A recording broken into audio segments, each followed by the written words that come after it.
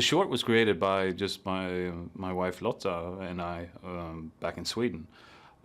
We'd been trying to, we wanted to do like genre films, short genre films, and try to get money from like the Swedish Film Institute, which is how you get that done over there. But they weren't as interested in doing that. So eventually Lotta and I said, screw it. I mean, I have a camera, we can just make our own.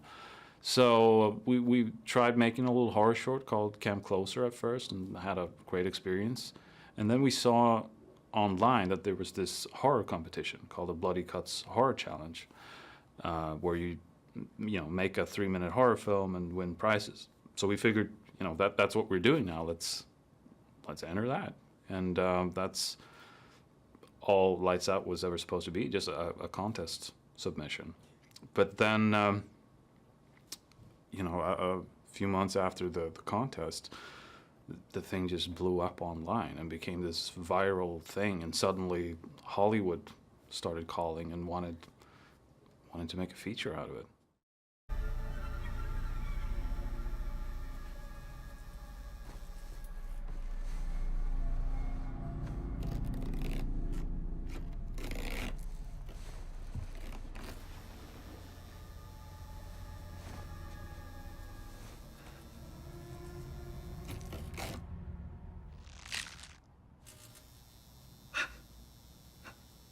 The origins have to do with just, I think, something that a lot of people have experienced when you turn off the lights at home at night and you think, is that something standing there in the corner? Or then you have to turn the lights back on and then you see that, okay, it's just a pile of clothes or whatever. I think that's very, very familiar to people. And it was kind of fun to have that idea of what if there actually was something in the dark that could get you.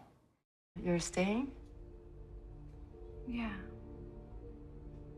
Good.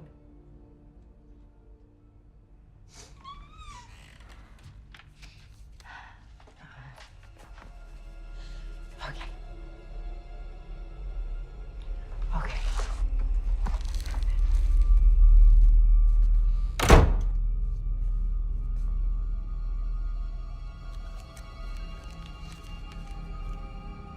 The story of Lights Out is about this girl, Rebecca, who grew up with a mom who suffered from some sort of mental illness. And she just couldn't deal with her mom because her mom had this invisible friend of hers called Diana. So she ran away from home at an early age just to get away from this. And she hasn't really gotten over that. Like, she still has commitment issues, and she's not a fully functional human being.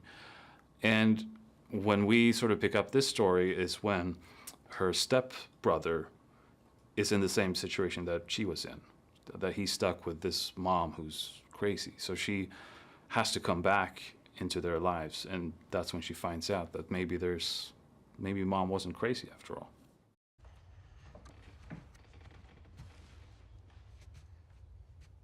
Good night, Martin.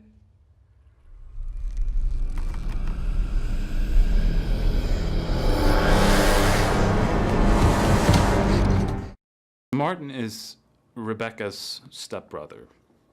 And so he now has to deal with pretty much the same thing that Rebecca had to deal with, in that he's living with just his mom, and his mom is dealing with all this craziness. But in contrast to Rebecca, who sort of became sort of bitter and angry with her mom for being this way to her, Martin is sort of more understanding. Like, he understands that this is, that, he feels sorry for his mom, that she's going through a lot, and he doesn't really blame her for being the way he is. And he sort of, that's something Rebecca learns from him as well, that it's, we need to be there for mom. We can't just run away. Bex? Bex! Fred! All right, Bex, hold on. Mrs. Wells? Diana has this ability, or condition where she only exists in the dark. So as soon as you turn off the light, she's not only invisible, she's actually gone. So I mean, if she's holding something in the dark and you turn off the lights, then that thing will just fall down. So she actually, in a way, ceases to exist, which means that you're safe in the light. So you always need to stay in the light and have a lot of light sources at your disposal.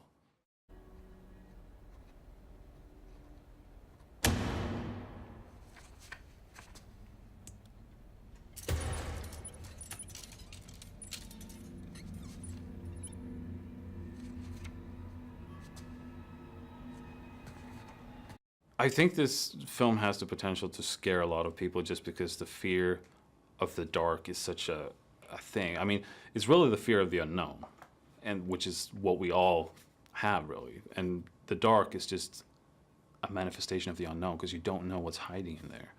And I think that's one of the more effective things. I think it can be, hopefully, it can be almost like Jaws. But instead of the ocean, this is the dark. So you want to stay out of the dark. So hopefully we'll make people even more scared of the dark.